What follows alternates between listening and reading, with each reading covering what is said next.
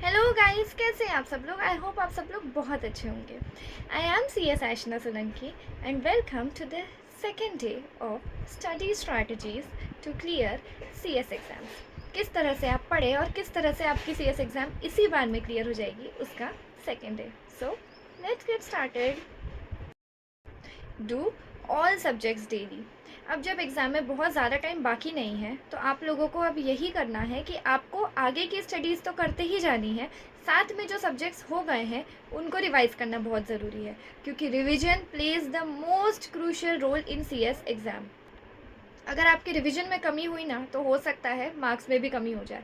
इसीलिए make sure कि आप रिवाइज बहुत अच्छे से कर रहे हैं। आपका रिवीजन इस तरह से इतना तगड़ा रिवीजन होना चाहिए कि कहीं से कुछ भी चीज़ उठा के पूछ लेना आपको वो याद रहे। मुझे पता है हमारा सिलेबस इतना वास्ट है कि बहुत मुश्किल होता है सारी चीज़ें अच्छे से रिटेन करना, सब एकदम ध्यान रखना अच्छे से। बट येस, आप लोगों को अब कोशिश यही करनी है कि आप लोग इसी तरह से पढ़ें कि आपका रिविजन अच्छे से हो पाए। आगे का भले ही थोड़ा बहुत ऊपर नीचे हो भी जाएगा ना, छूट जाएगा, चलेगा, बट येस रिवीजन अच्छे से होना चाहिए। आपको ये मेक श्योर करना है कि 10th मई तक, 10th में आपकी डेडलाइन होनी चाहिए। 10th मई तक जितना आप पढ़ पाओ आगे का उतना आप पढ़ लो और पीछे का आप रिवाइज भी कर लो। थोड़ा रिवाइज करते चलो। मतलब ऐसा रखो कि अगर आप 12 आवर्स का आपका स्टडी शेड्यूल है, उसमें से 4 आवर्स रिविजन होगा, सिर्फ और सिर्फ रिविजन, एंड 8 आवर्स आप नया पढ़ेंगे। क्योंकि अगर आप अभी रिवाइज़ नहीं करोगे ना तो एंड में सारी चीज़ें बहुत पाइल अप हो जाएंगी एंड बहुत डिफ़िकल्ट हो जाएगा अच्छे से उनको करना। तो आप यही ध्यान रखो कि आप रिवाइज़ बहुत अच्छे से कर लो।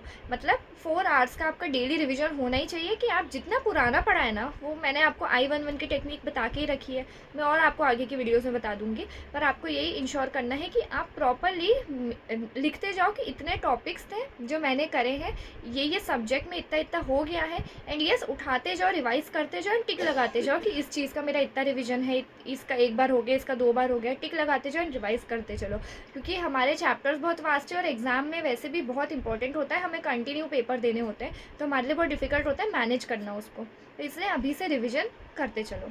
ओके। एंड 10th में आपकी लास्ट डेट होनी चाहिए आगे का पढ़ने की।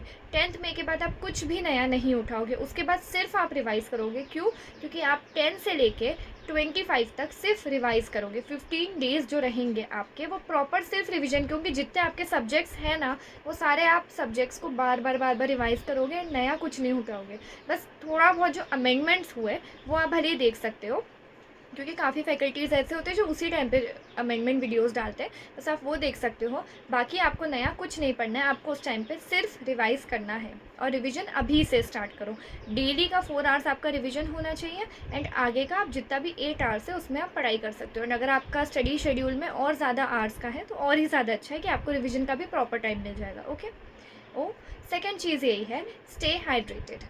गर्मी का टाइम चल रहा है, बहुत गर्मी है, हम सबको पता है कि एकदम से टेम्परेचर ऐसा है कि हम बहुत परेशान हो रहे हैं, तो इसीलिए पानी पियो। जितना ज़्यादा से ज़्यादा आप हाइड्रेटेड रहोगे उतना ज़्यादा आप अच्छे से पढ़ पाओगे, क्योंकि हमारा जो माइंड है उसे ऑक्सीजन की ज़रूरत होती है। आप सभी ने सुना होगा कि हमारे घर वाले सब बोलते हैं कि ज़्यादा पानी पियो, हो ना, होता है ना। तो क्यों? क्योंकि हमारे माइंड को ऑक्सीजन की ज़रूरत होती है, वो तेज़ तभी चल पाएगा जब आप हाइड्रेटेड रहोगे। तो अपनी हेल्थ का ध्यान रखो कि आप बहुत न्यूट्रिशियस फूड खा रहे हो। अब जंक फूड जो होता है ना वो भी बंद कर दो। ये जो एग्ज़ाम के 45 डेज़ 50 डेज़ होते हैं ना, यही सबसे ज़्यादा इंपॉर्टेंट होते हैं जो डिसाइड करते हैं रिजल्ट क्या आएगा। तो इसीलिए इस टाइम पे आपको ये बाहर का जंक फूड और सब बंद करना होगा।